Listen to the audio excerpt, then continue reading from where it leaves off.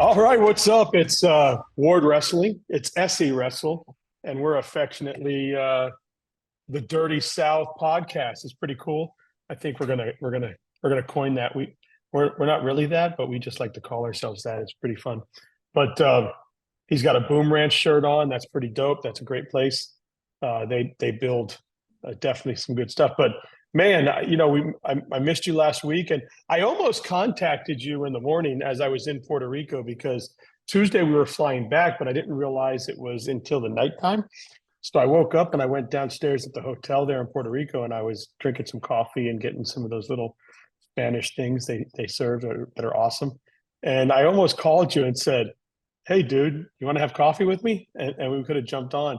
Uh, but I was sitting there and I got so inundated in editing photos and getting the photos from Puerto Rico up and doing all that stuff that I didn't call. But it's great to be back. How you doing? I'm good. I'm good.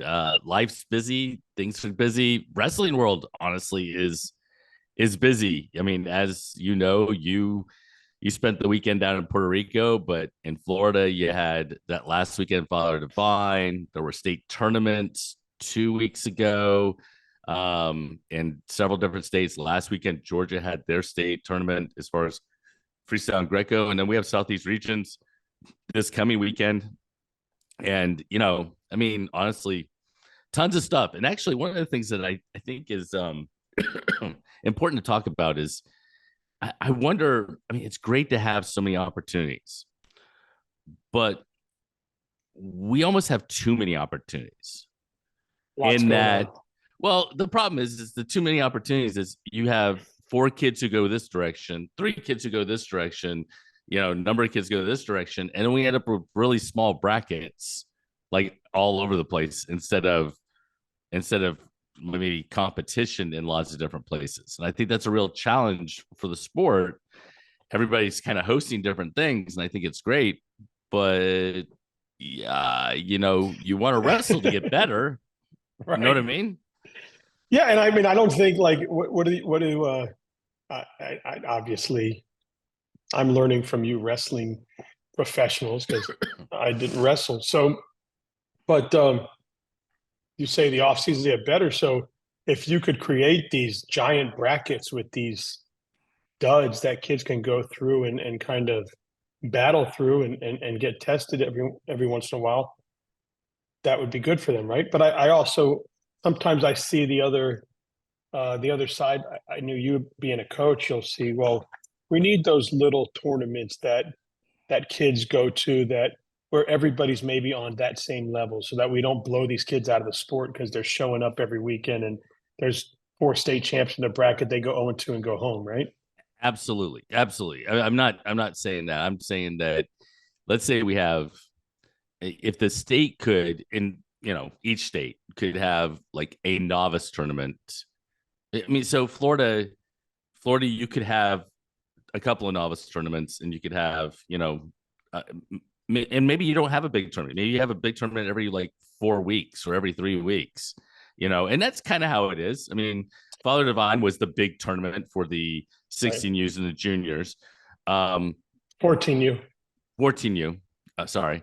Um, but but it seems like we might have like 8 novice tournaments. And Yeah. if you have 8 novice tournaments, I know you don't want to travel very far, but you also, then you only get 3 kids in a bracket. You see the same 3 kids, and I'm not Well, sure. and I'm and not sure now we're that's gonna, great. and then on the other side of the coin, now we're gonna go Spartan Nationals.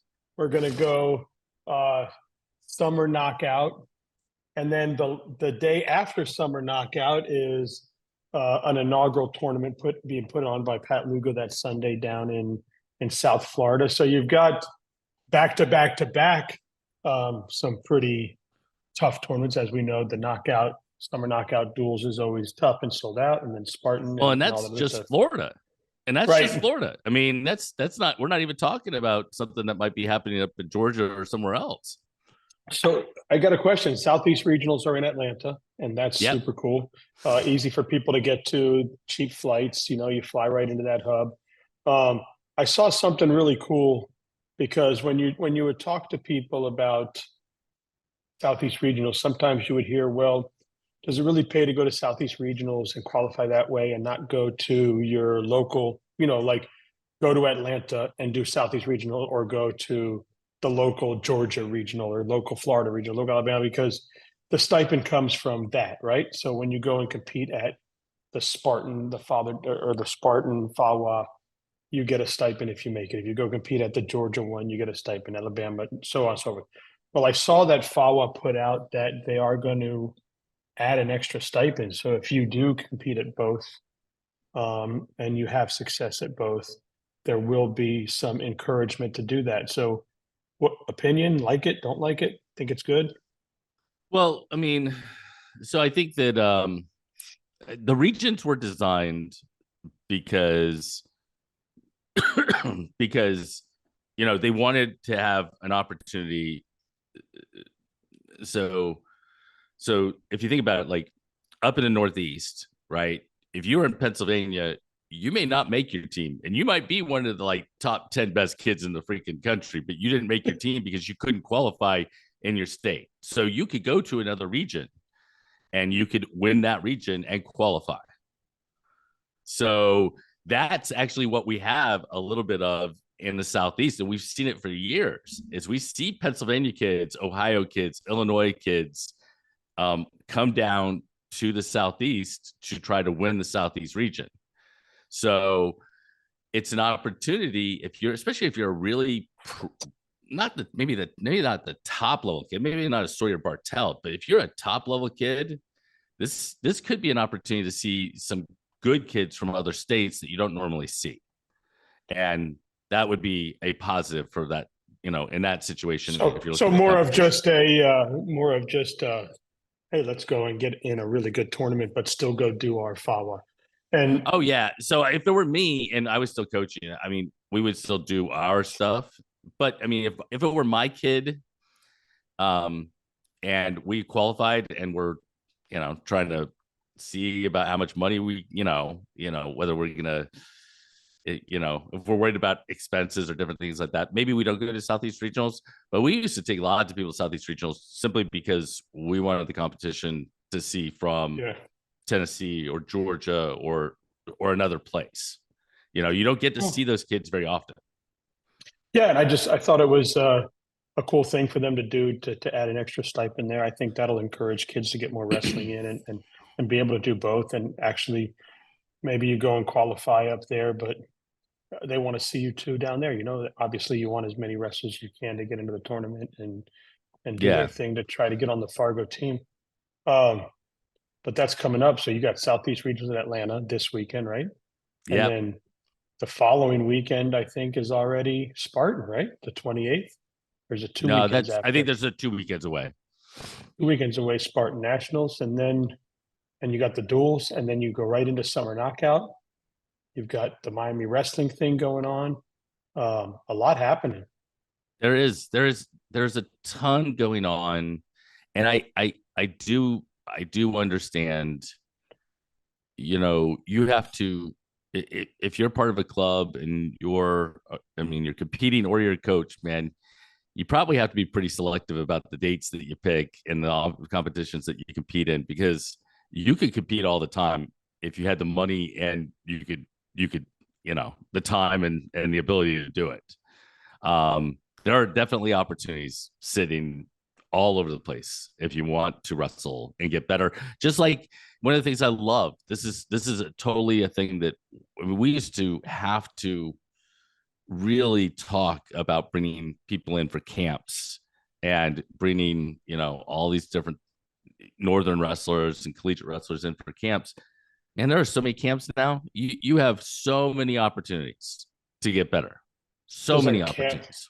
Camps are popping up everywhere. We have, I just talked to Graham Smith over at Merritt Island, and he's bringing in Jordan Burroughs and he's bringing in Mikey D'Agostino and Travis Patrick, and that's going to be a hell of a camp there. And he'll probably announce some other coaches. But listen, congratulations to everybody that made the 14U dual teams. Freestyle and Greco, the junior dual teams, freestyle and Greco, at least down here in Florida. I don't know, have the other states started to create their dual teams yet?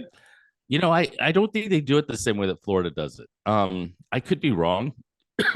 But in Florida, for again, anybody who's watching it who is not from Florida, back even when I was coaching, Father Devine became like the de facto um, qualifier to make the dual team. Um, and there were other qualifiers to make the Fargo team and all those things and everything else. Um, I think that I think that in other states, and somebody could totally pop on here and correct me if I'm wrong, but there is not a specific qualifier for the duals. There are qualifiers for obviously Fargo, but not necessarily a qualifier for the duals. So what you'll see in a lot of those states is you'll see an overlap between and Florida too. You'll see an overlap between the dual team and those going to Fargo. And one of the things that stood out to me with Father Devine was, man, the kids who there were a lot of double champions. There were a lot of kids who won both Greco and freestyle. You did not see very often a kid win one and not the other. So um, it'll be interesting as somebody who's taken some dual teams to out to Oklahoma and back in the day it was Colorado. It'll be interesting to see how they put that team together, who's able to afford to go because it's not a cheap trip, and Not at all. and how much fun and how competitive you could be to make a run. Yeah, and I wasn't there, but looking through the finals matches, there was obviously some great matches. It looks like the Anderson Heap and Jack DeSena was a good match, and Yeah, 2-1, I think, uh, right?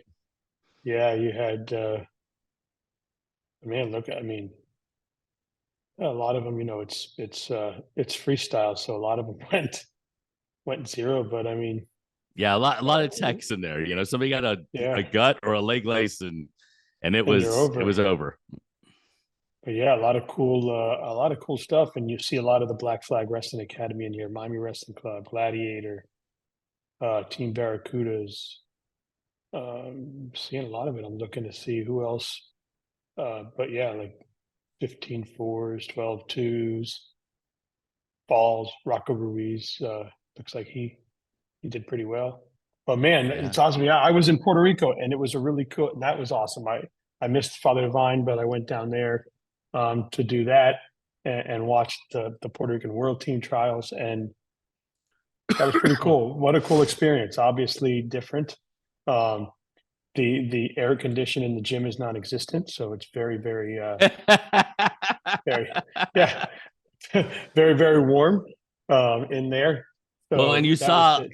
you saw a lot of Florida kids, former Florida kids, even a former Georgia kid, Florida kid, Georgia kid, kind of going back and forth, and Delilah Betances, who I think she won down there. Yeah, It was she cool was to awesome see some familiar against places. a girl that's a hammer in Arroyo. I mean, Arroyo is a hell of a wrestler that Betances ended up winning against, and yeah, I mean. Floridians like Nathan Little and Camarion Vasquez and Delilah Betances, Ethan Rivera, my son, Ethan Vergara, Kevin Olivaria, Maya Lee. I'm going to screw that up. Maya Lee Ortiz. So that's that. But then, I mean, there were college kids down there. We saw kids from Cornell, kids from Wisconsin, and we saw the Soto brothers who go down there. We saw. Mm. Um, I got to see their clubs down there with Club Sparta and Esadao and Junco and Yamaris, I think it's called, and I got to experience all that, and it was really cool to kind of do that and be a part of that, and what a cool experience. I mean, I'm lucky that Daniel was able to have some success, um, but just to experience it was successful to me, and be down there and actually get pictures of the kids and provide that for them, and yeah, but to see all the Florida guys go down there and hold it down, and girls was pretty cool too. Yeah, but Tances is what a stud she is. Yeah, well, and I'm trying to think. I wonder how. I mean, Puerto Rico for me, the first time Puerto Rico kind of pops up is Franklin Gomez, right? And like kind of historically and that sort of thing. But it sure seems to me that there's a lot of athletes that have Puerto Rican heritage, background, whatever, that now compete here in the United States. They're over there, they're competing. And I would assume that Puerto Rico, and I don't know this, but at like Pan Am's is only on the upswing. It's getting better and better and better as a team. For sure. And I think we would have seen a lot more of our kids down there if the Pan Am Championships didn't coincide with Fargo. I think you would have seen a lot more of our best go down there and compete, which would have been cool. But I know obviously Fargo is something that um, is a huge opportunity to go to and experience that in high school and get your name put on the map. I mean, that's the place to do it, right? So Yeah. we'll see all those kids there, and but yeah, I mean, what a cool experience. Actually, with we were able to go and stay down there, and we stayed a few extra days afterwards just to kind of enjoy each other, and super cool. Obviously, it never sucks to be in Puerto Rico. It's a beautiful place, and the food is great, and can't complain. But yeah, sorry I missed the Father Divine, but that was awesome. But No doubt. yeah, so now it's going to be a long July for me because I'll be in Lima, Peru, and then going straight over to Fargo. So I'll miss a couple days in Fargo, but I'll get out there with you guys, and Yeah. it's going to be a hell of a month there going from there to you. So, Yeah. Yeah. Could you get any more remote? I mean, we're in Orlando. We head to Lima, Peru, which, by the way, awesome place. I absolutely love Lima. It's one of my favorite places to visit in the entire world. Um, and such great food, such just a great place to visit and everything else. And then you're gonna freaking get on a plane and try to get to Fargo, North Dakota. Woo! I mean that. well, first of all, I was looking up. Like, hey, do you think they fly from Lima to Fargo? No, No. they don't. And then like some of the flight times were like 48 hours, right? So I'm like, all right, well, I'll have to fly back home and then find a flight to there. So that's kind of what I'll be doing. Um, but it was cool. So You you'll crack me up. be yeah, You yeah, it's crack gonna me be a up, heck of man. but man, what an off season so far, man. I was at the trials. I was at the state Mm-hmm. tournament. I was now as Puerto Rico. Now I'm gonna go down to what a cool off season so far. I can't not complain. Well, and Uh, honestly, I mean, if you weren't in Puerto Rico, you could have been at Father Divine. Honestly, I don't know if everybody saw it, but there were pictures that Tony Rotundo took up at Beach Nationals up in Carolina. I haven't been to one of those events yet. I don't know how I feel about Beach Nationals, but I bet you money from a photographer's perspective, it's pretty cool to take pictures at a beach wrestling. yeah, yeah, and that'd be pretty cool. Yeah, because he's from the Carolina area, doesn't he live over there? Yeah, he lives there now. So he popped over to there, and I mean, he could have gone to man, where was the last chance tournament? I can't even remember. Wherever Spencer Lee and Zane Rutherford were, but he didn't. He ended up staying local and those sorts of things. So, Uh, I mean, again, Istanbul. Istanbul, yeah. Yeah. Um, Well, speaking of that, I mean, first of all, Lee just except that one match where he was down, he came back, but he looked like a hot knife through butter, didn't he? I mean, he was just on fire. he did. He looked like he could win a gold medal. I mean, honestly, he was that I mean, he had that one close match. I think it was a 2-2 match in the Yeah. semis or the quarters. But other than that, I mean, he looked that level. I'll tell you what, I have a lot of respect for both. I mean, all of them that went, obviously, but Zane Rutherford and Kamal Bay, because both of them, Zane, he lost early and then got pulled back in and made a run and made the team. Kamal Bay got lost early, made a run, won 3 in a row, and then lost to make Oh, the team. Um, and that, I mean, that level of tournament to get that close, there's a lot. yeah. There's that's Also, my heart broke for the Flying Squirrel, for Dylan and for Dalton Roberts. Those Yep. two guys, obviously, Dalton is on the younger end of his career, and obviously the Flying Squirrel Woman's is on not. the Yeah. older end on this other thing. But those two guys, unbelievable, and just to get that far, right? And It's great. and then go there. But yeah, I was hearing, and you probably know better than me, but a lot of stuff I was reading was like that tournament that they were just in is as good, or if not as tough as any world or Olympic tournament you're going to be put into. I mean, it had the best in the world in there. Yeah, it had some absolutely fantastic athletes. One of the things that I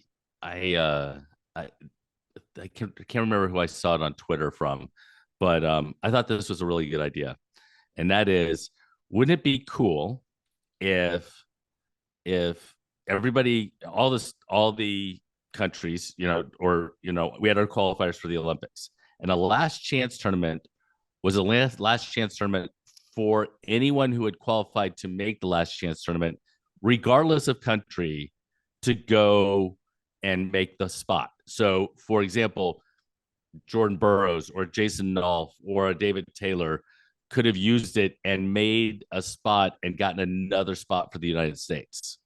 I think that would be pretty cool. Yeah, because And it's a cool idea as a last chance tournament to get like anyone in that you want to that wants to make a run for an Olympic gold. I think that's a pretty cool idea. yeah, and I mean, let's be honest. I think Knopf could have probably won the last chance, but he was You didn't behind get the a guy that chance. right, and he only had to wrestle Kyle Dake or whoever that guy is, right? I mean, he's not Yeah. So, not too bad, right? yeah, Uh, pretty tough cat, I think. but man, it'll be fun. So I guess what I won't see you probably till Fargo, right? Are you coming down for Spartan or anything? I can't come down for Spartan. I will be in Utah that weekend. And then, I would love to get down for an event like maybe Knockout Summer Series or something like that, or SummerSlam. Um, but it's one of those things where I'm not 100% sure. I really want to make a trip to one of the duels. And I don't know that I can make it happen. It really depends on work, but that would be my top goal. And then if I can't get to one of those, then obviously Yeah, something because that's close the by. SummerSlam's really cool because it's a duel, right? The whole thing is a duel. So Yeah. and as we are photographers, it makes life easy. I go, okay, I'm going to shoot this match, and now I got those two teams out of the way, right?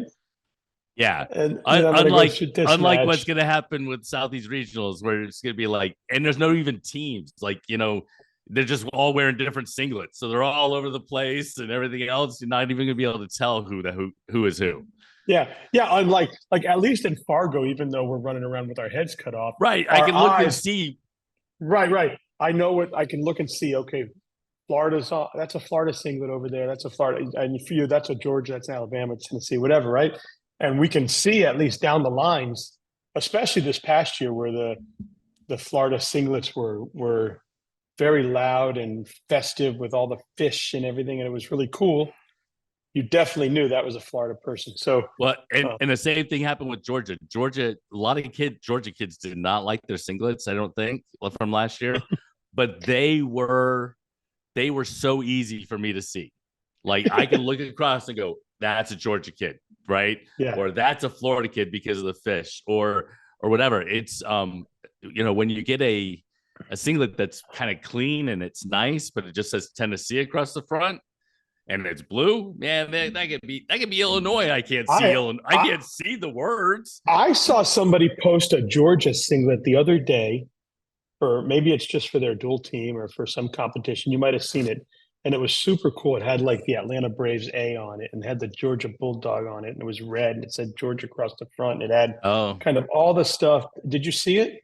I did not. I'd have to look through and find somebody posted it, and they were like, "What a great idea for a Georgia singlet, right?" And it had kind of all the cool things that happen, the Atlanta Falcon, and it kind of had that whole culture, but right on a red singlet, and it was kind of neat looking.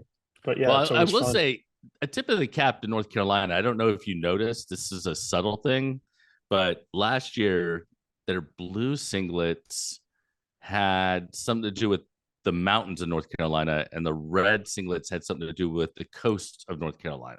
Oh, well, that's cool for And the. I think that's a pretty cool way of doing it. At least I could have those two backwards, but I know that they were tipping the cap to the different parts of the state, which I think is pretty cool.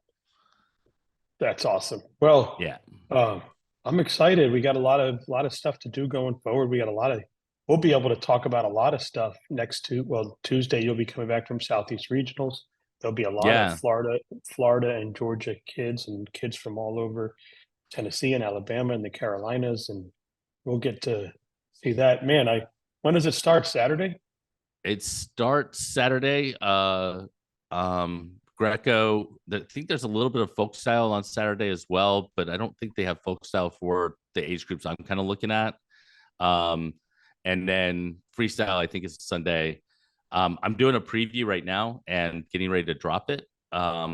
Just to give you an idea, 14U boys at the moment has 77 registered in freestyle, 68 in Greco. Some really good kids in those weights. But I'll tell you what, 16U has about 200 16U boys in freestyle. And there are some really good weight classes in 16U freestyle. But the match to watch, if both of them are there and everything else, is 16U 190. The only two kids with pin ratings above 1100 in the same weight is Peter Mako of Florida and Ronan On of Georgia. Both are ranked in the top 190s if you went by pin ratings from USA Wrestling. That's a match to watch. That's a match. If I'm in attendance, I'm not missing that match. That's the match I want to go see. And I say all this right now because none of them have weighed in. Right? Did somebody get hurt at the last tournament? Did something happen? Is it possible that we won't see that matchup? Absolutely. It's not like the state tournament where we can preview it and know what the bracket looks like and everything else. But that is a match that you might definitely want to watch. Kids to watch: Giovanni Solis in 16U is registered at 138. Mahai Nekila from Georgia is wrestled at 144, which has got a really good kid from North Carolina and Bentley Sly.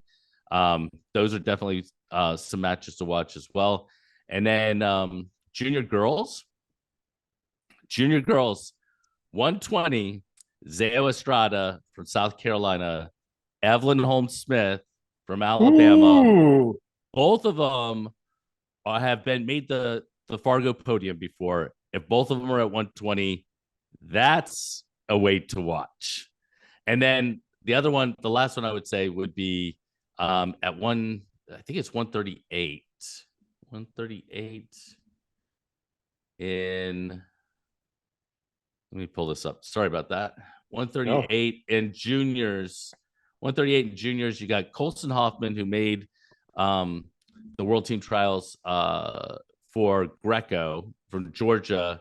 And then also you have EJ Solis in that bracket, Jackson Rawling from North Carolina, Yanni Marinas from Florida, John Stewart, who was an All-American last year in Fargo from Alabama, and Max Brady from Florida, all at 138 in juniors. Okay, so what time does it start on Saturday?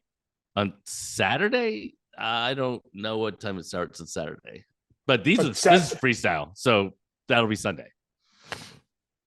But you're going to be there Saturday and Sunday. I'll be there Saturday and Sunday. Yeah.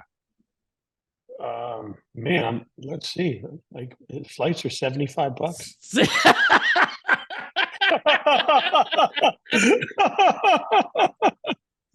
I knew that's what he was doing. You start talking about all this stuff, and he's like, "Oh, I can get a flight." My wife's gonna kill me. I am not party to this at all. I'm not partying to this at all. If you get divorced or your wife cuts you off, I have nothing to do with it. So all the freestyle is on Sunday? I think so, yeah. So Greco Saturday, freestyle Sunday. Yeah, so I just pulled up the schedule. Saturday, Yeah. Freestyle weigh-ins are that night. Freestyle starts at 8 a.m. on Sunday morning, and they wrestle just Sunday Hmm. for freestyle. Okay, let's get Not back not to here. not to hate on Greco. I love Greco. In fact, I love taking pictures of Yeah, Greco.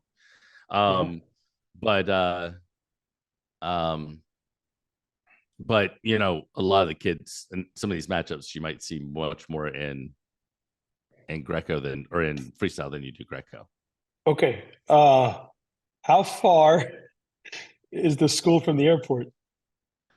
So Duluth, Georgia is probably 45 minutes. Oh, and you start at 8? Yeah. Oh man, I'd have to land at like 7:42 a.m. I'm gonna miss Yeah, if I but came. the first round wouldn't be that big of a deal. You wouldn't want to miss, you'd want to be there by 10, definitely. Yeah. So I could essentially, let's see. I could Ladies and gentlemen, essentially. I want everybody to see this. I want everybody to see this. I'm not party to his And shenanigans. yes. And what time do you think the freestyle will go on till? Oh, I think it'll go on probably until 6 o'clock. 6 o'clock. So nine. No, no. Non-stop. I'm not one stopping tour. I'm not stopping one stop Oh, to one Orlando. stop from Orlando to Yeah, Atlanta? When yeah. the heck are you stopping in like That's what Valdosta? they. That's what they have here. they have It's you pretty fly stupid. into they have you flying to Charlotte? Well, it's kind of stupid. It's you go to Philadelphia and then down to Oh my god, no. yeah. How awesome is that? I mean, I could get onto an 8:32 p.m. flight. I'll just probably miss the finals. You might miss the finals. Yeah, well, you might not. I mean, I don't know how right now the brackets are let's see what there are almost 300 kids in freestyle in junior freestyle. Um let's see. 274 and the largest weight is 132 with 30 kids.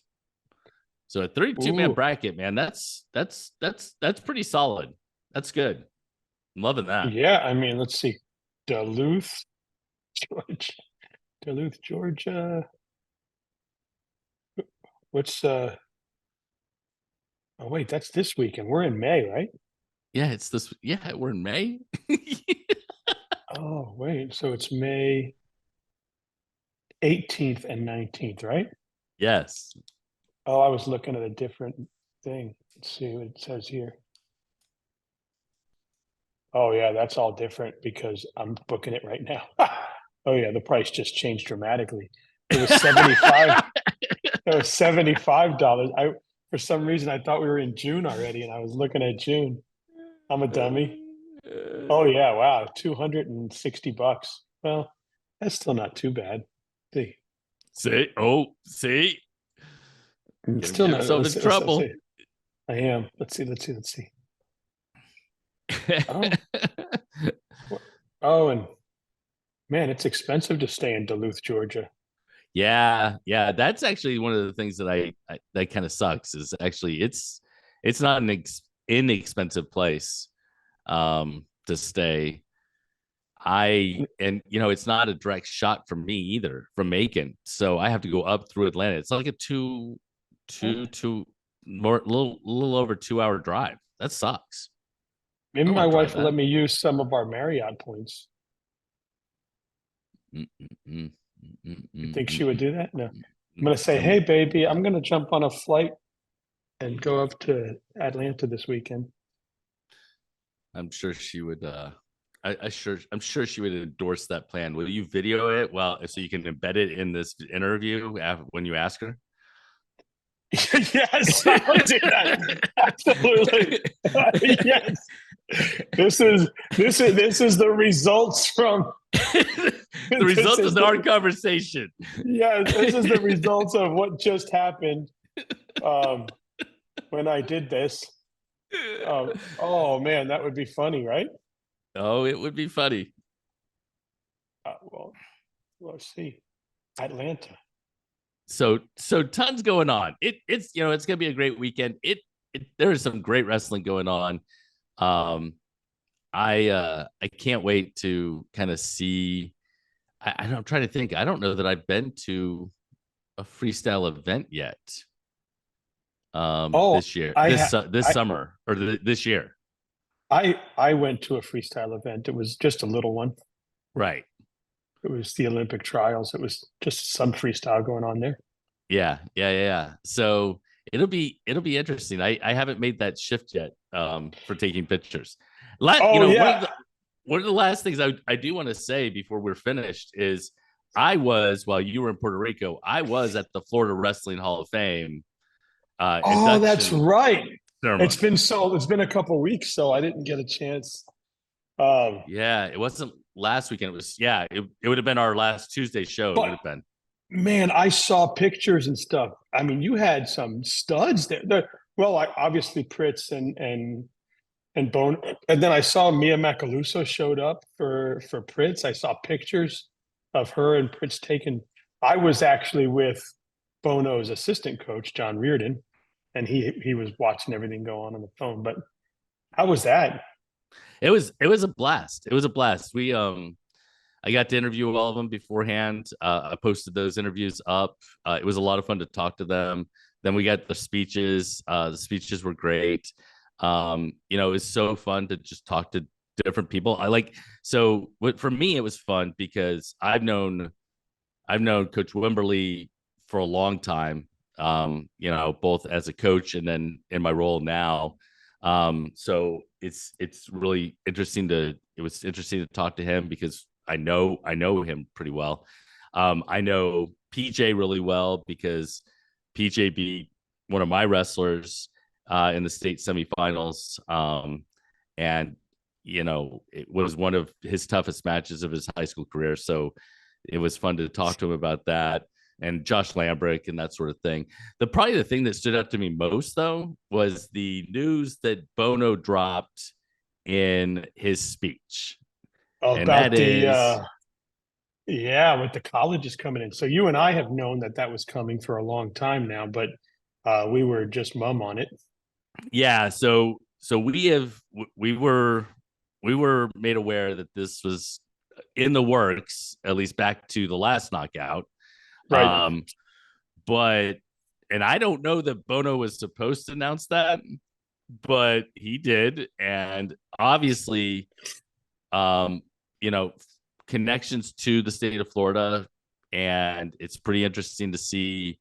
You would expect that Wisconsin will be one of those teams that will come down. I think it's a super cool thing to have D1 duels going right alongside the high Oh, school knockout. but I mean, and if Awesome. you're going to do it with Florida-based guys, could you imagine we could see Wisconsin, Little Rock, Campbell, Virginia Tech, and is it Minnesota? Minnesota, Missouri. Missouri. I mean, Well, and we could see Arizona State. Prince is at Arizona State. yeah. I Oh, we mean, could see North Carolina with Francois over there. you could Enoch. see, Um, Charles Small is up at Hofstra. I mean, Florida has a lot of connections to college coaches, so it'll be interesting what four teams that come in and compete at the knockout. It's gonna be a I tell blast. you what, who would say something to want to be there? I bet you Omi Acosta would say, "Put my team in that. I want Oh, to wrestle the." You know how Omi is, right? He'd be like, "D1 duel, I'm in. Let me be the NAIA team, right?" I don't know that the NAI. I don't know that the D1s want to take on life, but maybe they do. I don't know. Yeah, The I other, don't. another There's a person is lot. Obi I mean, Blanc. there's a lot that won't. No, that's true. Yeah, Obi Obi Blanc at Blanc. North Dakota State. How about Hall up in Colorado?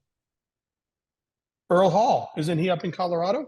Yeah, University of Northern Colorado, I think. Yep. Yeah. So there's a lot of Oh, connections. the guy at Oregon State.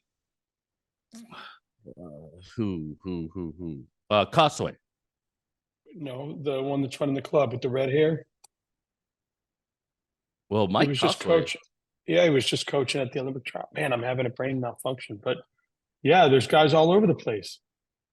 Yep. Well, So it'll be exciting to see who shows up. That's going to be fun. it is going to be fun. That's going to be a blast. And I've already started sharing out some of the teams that are coming in. Right now, I we've saw that. announced two. Tuttle, Oklahoma is coming back, and Troy Buchanan out of Missouri. And guess what? We got teams out of Texas, we got teams out of North Carolina, we got teams out of everywhere, and you obviously have some of the best teams in the Southeast: Florida, Georgia, Alabama, Tennessee, all coming back as well. It's gonna be a great weekend of wrestling in December. So the school that Reagan came from, right? Jeff Reagan came back down home. College or high school No, team? the high school team that he had up there Woodward in Academy. Georgia. So are they still involved? Did they get a new coach? Have they started to So, rebuild that program? How are they doing? yeah. So they got a new coach last year, Chris Harden. Harden is actually has ties to Florida too, as well. Coached, I think, at St. Cloud for a number of years. Oh, nice. Before he moved up to Georgia. Not to Woodward Academy. He was somewhere else in Georgia before he went to Woodward Academy. And yeah, I don't know if they're coming. They were there last year. Yeah. I don't know if they're coming this year, but yeah, absolutely. And then Yeah. Reagan's at Lemon Bay, and Oh, his yeah. I'm teams are sure they'll getting be better and there. better. Yeah. Yeah. And yeah, he's doing great. Him and that coaching staff down there. But yeah, I love Reagan. I just remember, he was doing something special at Woodward, and uh, he's come back home to his alma mater and his Yep. place, right? Yep. It's awesome. All right. Well, I got Bill Gordy coming on next. Billy Gordy, new head coach at Andrew College. So that should be Well, cool. I've never. and shout out to Andrew College. Shout out to Georgia wrestling, honestly, as a whole, because Andrew College, for those of you that don't know, junior college, brand new program in the state of Georgia, getting ready to start back up. I think it's cool that you're talking to Coach Gordy. And then I talked to the Shorter coach, who Shorter University just restarted their Division II wrestling program, and they will compete this fall in D2. And you know what? Florida's behind, man. They should have a D2 program that is competing with all those teams. That's funny. When you said I talked to the Shorter coach, I was like, oh, there's another coach there that's shorter than this one. And you're talking to the Shorter coach. Shorter University. And I wouldn't call anybody short. Don't worry. No, me either. I'm only an inch taller than you. So all right, man. But I'm taller. But I'm taller. Stop. That's not even an accomplishment. No. All right, man. I'll talk to you next week. That sounds good. You guys have a good one. And you know what, Dan? If you show up in Atlanta, I'm gonna pretend I don't know you, because I didn't want to have anything to do with your wife being upset with me. Oh yeah, I'm gonna call. Well, I can't call her now because I've got 10 minutes to get ready for Gordy, but I will. I'll definitely let you know how that conversation goes. Well, what happens is I do like a trial close. I do an assumption sale, right? I just call her and go, hey, guess what, babe? I'm going to be flying up to Atlanta this weekend for this tournament. So I'll see when I get back. I tell you what, again, record it and put it on the end of this conversation. I really want to see it. And she's going to say, what? Have you lost your damn mind? That's how that's going to go. All right, man. See you. Bye. See you. Bye.